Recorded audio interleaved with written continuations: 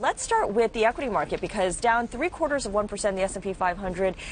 It's not empirically a big number, but it feels like it's the new 1.5% lower. Yeah, I mean, we've seen declines like this all year, and we've been seeing that earlier in this week too. We went down three days in a row, dating back to last Friday, and people haven't let their market run more than 3 days all year. So people bought back up yesterday, and now we're back down.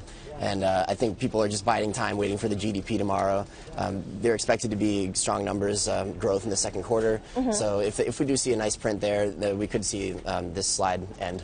So you've been talking to money managers and investors and analysts out there. What do they say is the tone of the market? Was yesterday a better indication of where we're headed, or the first 3 days of this week when we saw the losses? Yeah, surprisingly, people are very constructive on the market despite the price action we've seen the last few days.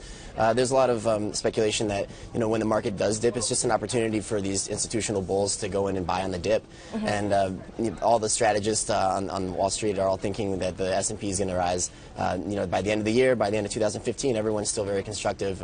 People are just waiting to see that next big catalyst for the up move. Okay, still, you compare it to last week, for instance, or contrast it really when Alibaba was going public and there was a lot of anticipation there. You and your colleagues wrote an excellent story on Alibaba and how it's now been 3 days since the stock has been trading, which means that people are now setting themselves up to perhaps bet against the stock. Yeah, I mean, we saw a 38% spike in the first day, so people might be thinking, that's a little bit ridiculous. Maybe I want to get in on the downside action. So we're seeing a 7% interest rate being paid to borrow shares, which is the first step in shorting a stock. The 7% is what we saw after the Facebook IPO, and we all know how that traded immediately after it went public. But by contrast, GoPro, which was another big tech IPO this year, it was at 70%. So it has to be taken with a little bit of a grain of salt. But if people want to play the downside, they're looking at about 7%.